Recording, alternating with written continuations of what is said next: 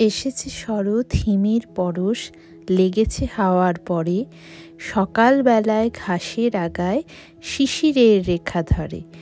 আমলকি বন কাঁপে যেন তার বুক করে দুরু দুরু, পেয়েছে খবর পাতা খসানোর সময় হয়েছে শুরু। নমস্কার বন্ধুরা, আশা করি সবাই ভালো আছেন। মিলেমিশের একটা নতুন ব্লগে আপনাদের সবাইকে ওয়েলকাম। হ্যাঁ, ঠিকই ধরেছেন, এই তো পাতা খসানোর ঋতু এসে গেছে। আর আজকে এই সুন্দর ঋতু প্রথমবার আমার সাথে আপনারাও উপভোগ করুন। হ্যাঁ, ব্লগে তো অনেকই দেখা যায়, কিন্তু আমিও দেখেছি আগে ব্লগে, কিন্তু এই প্রথমবার চাক্ষুষভাবে এত সুন্দর পাতার রং পরিবর্তনের একটা মুহূর্তের সাক্ষী হয়ে রইলাম। তাই আপনাদের সাথেও সেটা ভাগ করে নিলাম। আজ আমি আপনাদের সাথে উপভোগ করব এখন আমাদের যে শরৎকাল বাংলায়, আর এই আমেরিকা, কানাডা, ইউরোপবাসীদের কাছে যেটা ফল সিজন, সেইটার একটা সুন্দর মুহূর্ত। পাতা ঝরার এই মরশুমে এত সুন্দর যে রঙের পরিবর্তন হয়, সেটা আমাদের দেশে বা ট্রপিক্যাল কান্ট্রিগুলোতে সেরকমভাবে দেখা না গেলেও এই ওয়েস্টার্ন কান্ট্রিগুলোতে কিন্তু প্রচণ্ডভাবে প্রত্যক্ষ করা যায়।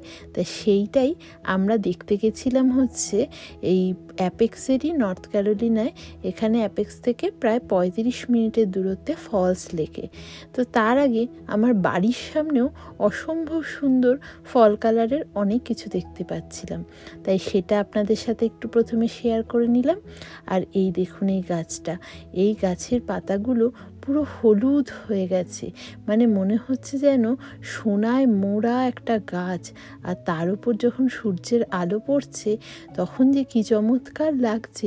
এই পাতার রঙগুলো সবুজ থেকে লাল, লাল থেকে হলুদ, এরপর রঙটা বাদামি হয়ে ঝরে পড়বে। আর ওই দেখুন, এখানে আমি একটু ক্যাপচার করার চেষ্টা করেছি যে লাল রং থেকে কিভাবে ধীরে ধীরে পাতাগুলো হলুদ রঙে পরিণত হচ্ছে।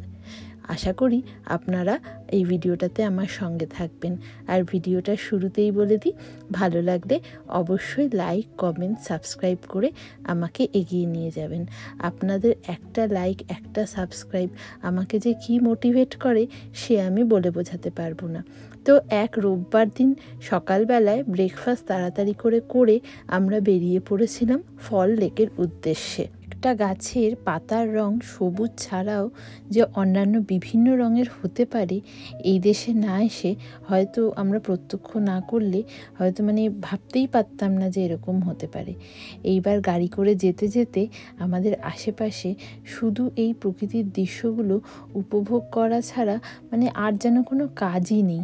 এমনিতেই নর্থ ক্যারোলিনা প্রচণ্ডভাবে গাছের জন্য প্রচুর গাছ, আমেরিকার যত স্টেট আছে তার মধ্যে সবচেয়ে বেশি গাছ মনে হয় নর্থ ক্যারোলিনাতেই রয়েছে। সেই জন্য এখানে রাস্তা দিয়ে যেতে যে কি ভালো লাগে।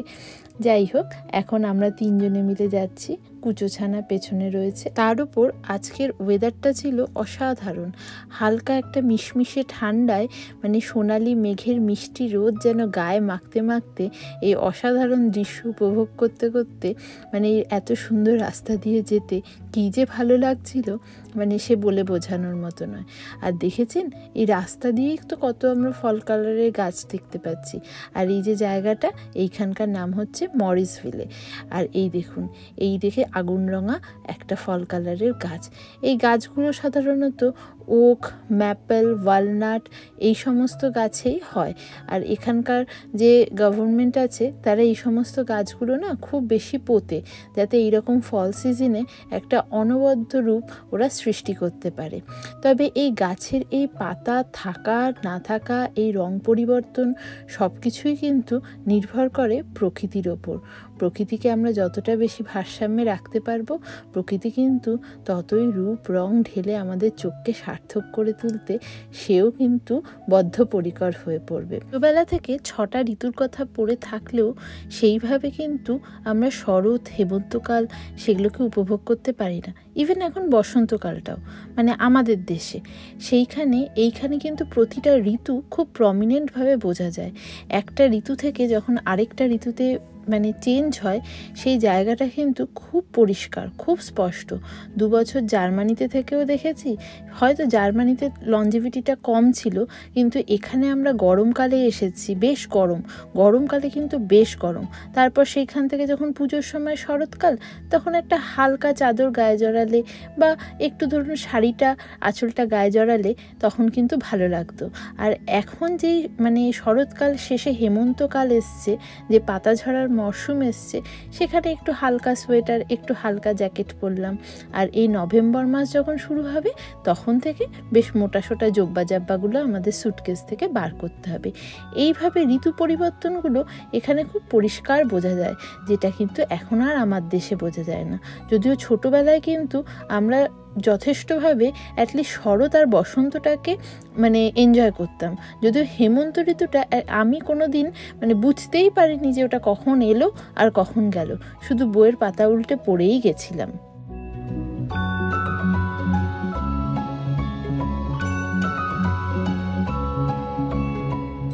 এখানে এসে প্রকৃতিকে এত কাছ থেকে অনুভব করার প্রধান কারণটাই হলো এই দেশের পপুলেশন আর পলিউশন, দুটোই এত সুন্দরভাবে কন্ট্রোলড যে প্রকৃতি এখানে ঢেলে নিজেকে সাজিয়েছে, আর এখানকার সমস্ত লোকেরা সেইটাকে উপভোগও করছে, অনুভবও করছে, আর সেটাকে বাঁচিয়ে রাখারও চেষ্টা করছে।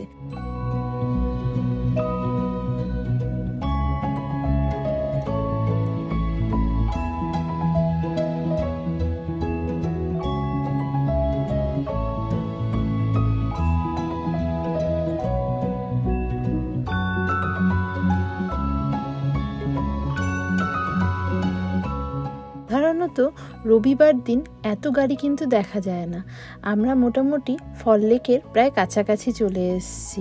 এখানকার নাম হচ্ছে ফল লেক পার্ক সাইড। আর এত গাড়ি দেখে এটা বুঝতে পারছি যে বহু মানুষ আজ এই কালার চেঞ্জের আনন্দটা উপভোগ করতে কিন্তু এই ফল লেকে চলে এসছে।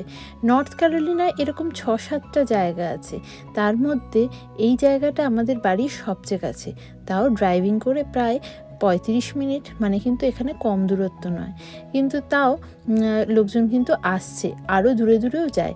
এখানে কিন্তু ট্রেকিংয়েরও ব্যবস্থা আছে, যেহেতু সমুদ্র আর পাহাড় এই রাজ্যটার খুবই কাছে, সেই জন্য রাস্তাগুলো কিন্তু একটু উঁচু নিচু, তাই গাড়ি এখানে ইউজ করা যায়। সাধারণত স্কুটার, বাইক, সাইকেল এইসব কিন্তু আমরা রাস্তায় খুবই কম চলতে দেখি। তো চলুন প্রকৃতিটা উপভোগ করতে করতে আরেকটু এগিয়ে যাই, তারপরে সামনে চলে আসবে আমাদের বহু প্রতীক্ষিত ফলস লেক।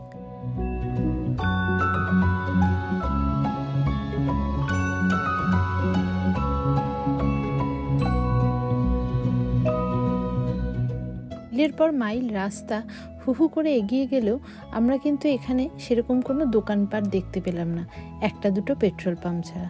কিন্তু দেখুন রেসিডেন্সিয়াল এরিয়া, আর এই চলে এসছে আমাদের বহু প্রতীক্ষিত ফল লেক। কি সুন্দর লাগছে দেখুন।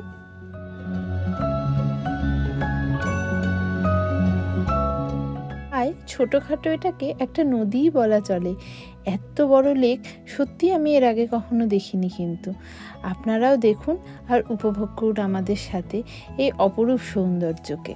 লেকটা সামনে আসতেই টেম্পারেচারটা যেন কয়েক ডিগ্রি ফলও করে গেল, আর আমার কুচোছানা প্রথমে চুপচাপ বসেছিল, কিন্তু লেকটা দেখেই ধরপাকড় করে যেন উঠে পড়লো। আর এবার আমরা এন্ট্রি গেটের ভেতর দিয়ে ঢুকে গেছি, অনেকে দেখুন বেরিয়ে চলেও আসছে। আসলে আমাদের একটু দেরি হয়ে গেছিল, রাস্তাটা একটু গন্ডগোল করে ফেলেছিলাম মাঝখানে, তাই মোটামুটি আধ ঘন্টা আমাদের নষ্ট হয়েছিল। কিন্তু যখন একবার এরিয়াতে চলে এসছি তখন না দেখে বেরিয়ে যাব এটা তো হতে পারে না, তাই খুঁজে পেতে শেষ অবধি পৌঁছে গেছিলাম আমাদের নিজেদের ডেস্টিনেশনে। ঘরের ভেতর আমার কুচোছানা 24 ঘন্টায় 24,000 বার মা করলেও রাস্তায় বেরোলে কিন্তু সে তার বাবার সাথে থাকতেই বেশি পছন্দ করে, কারণ ওই যখন তখন টুপটাপ কোলে ওঠা আর এখানে আমি ওকে শিখিয়েছিলাম যে শুকনো পাতায় মচমচ শব্দ হয়। স্কুল থেকে বাড়ি ফেরার সময় হাত দিয়ে বা পা দিয়ে পাতাগুলোকে চেপটে চেপটে ওকে ওই মচমচ আওয়াজটা শোনাতাম। আর ও এটা এত ভালোভাবে বুঝতে পেরেছে, আর ওর এত ভালো লাগতো যে এখানে এত শুকনো পাতা পেয়েছে যে মচমচ মচমচ মুখে মুখে বলতে বলতেই চলে এসছে। এই যে সামনে লাল হলুদ সবুজের যে জঙ্গলটা দেখছেন, এই জঙ্গলের ভেতর দিয়ে পার হয়েই কিন্তু আমরা ফল দেখে পৌঁছে যাব। দেখাও যাচ্ছে ফল দেখে একটু আধটু। প্রথমে ভাবছিলাম যে এইভাবে যাওয়াটা ঠিক হবে কিনা, কিন্তু এই জঙ্গলের ভেতরের এই অপূর্ব রূপ দেখে ভাবলাম যে না, জঙ্গলের ভেতর দিয়েই যাই। আর এখানে একটা ব্রিজ ছিল, সেই ব্রিজের সামনে দাঁড়িয়ে এই অপরূপ একটা ভিউ ক্যাপচার করে নিলাম। অনেকক্ষণ দাঁড়িয়েছিলাম জানেন তো, মনে হয় যেন প্রকৃতির সাথে নিজের আত্মা প্রায় মিশেই গেছিল, এত ভালো লাগছিল দেখতে। ও ওই সাইডেও দেখুন গাড়ি পার্ক করে ওখানেও বসার জায়গা রয়েছে। কিন্তু রাস্তায় আমরা যতটা ফল সিজনের কালার চেঞ্জটা উপভোগ করতে পেরেছিলাম, এই লেকের আশেপাশে কিন্তু তখনও বেশ সবুজ হয়েছিল। হয়তো আমরা একটু আগেই কি এসে গেছিলাম। আর দেখুন কিছু মানুষ আবার এসছে মাছ ধরতে। রিভু তো কি খুশি। এই যে একটু বল হেডের যে ভদ্রলোক আছেন, ওনার ওই বালতিটাতে একটা মাছ উঠেছিল, রিভু তো ওটা নিয়েই প্রায় পড়েছিল। তারপর রিজু ওকে নিয়ে গেল লেকটার আরও নিচে, ওইখানে গিয়ে পাথর ছোড়াছুড়ি খেলছিল। এটা আবার রিজু আর রিভু দুজনেরই ভীষণ প্রিয় খেলা, জলের মধ্যে পাথর ছোড়ে। এর আগেও আমরা যখনই কোনো লেক সাইডে কোথাও বেড়াতে গেছি, এই খেলাটা ওরা দুজনেই খেলবে। এখন প্রায় 1টা থেকে 1:30 মতো বাজতে চলেছে। আমি ওদেরকে বলছি যে চল এবার বাড়ি যেতেই হবে, কারণ বাড়ি গিয়ে তো রান্নাবান্না খাওয়া দাওয়া এই সমস্ত ব্যবস্থাও আমাকে করতে হবে, তাই না? কিন্তু বিশ্বাস করুন দুজনের যাওয়ার একটুও ইচ্ছা ছিল না।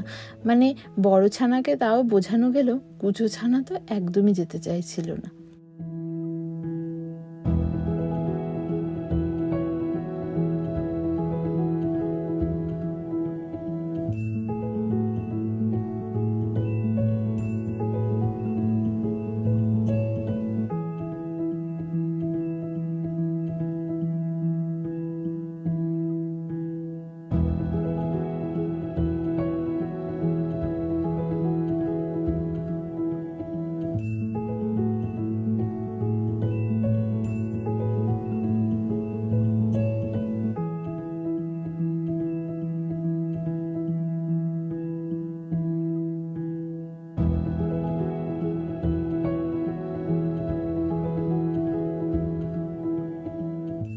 ব্লগটা এখানেই শেষ করব।